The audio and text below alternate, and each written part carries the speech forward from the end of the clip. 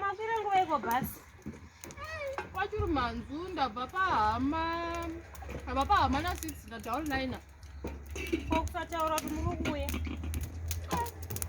Ndinga kwahama yangu ndingataura hangu ndingozi ari muri koini. Munosvika vanhu vasipo. Taenda kumachechi.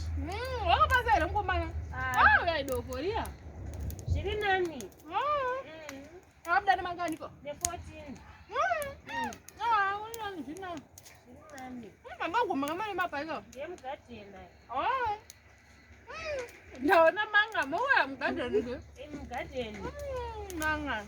Ayo. Kwanyamupindeka mumagadheni. Aiwa hatindaidi unengazi kure. Hatizonyanyi kuita pikerera unofa. Gadheni unouraya. Vanimboisa sauti yangu mumba.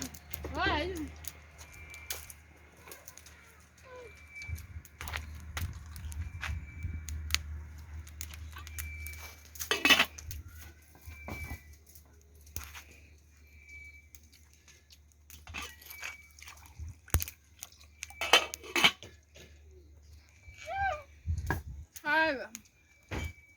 Akaanzo kangwa ngopa kwaenda. Kuma9 chaiko.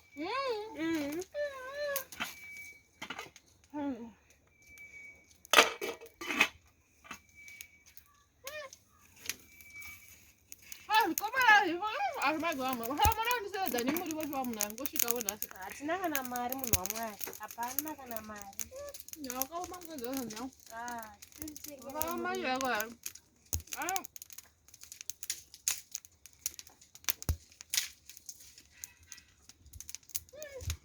Mawani.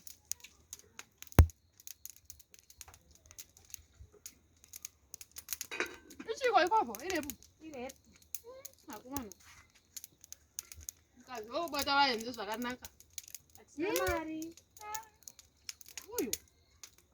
Tichengerei muriwo kana mune mari. Mangana kukurema chihuku. Zvinoda kakoma venyu vauya. Touraya vachauya. Veduwe. Mukoma ndo angakudza zvekuita mufuma pembakana menza asvika unokuuraigwa zvinhu yedu. Touraya mangwana masvika kwadoka. Nemataura tiri kuya tinofana kuuraya. All right.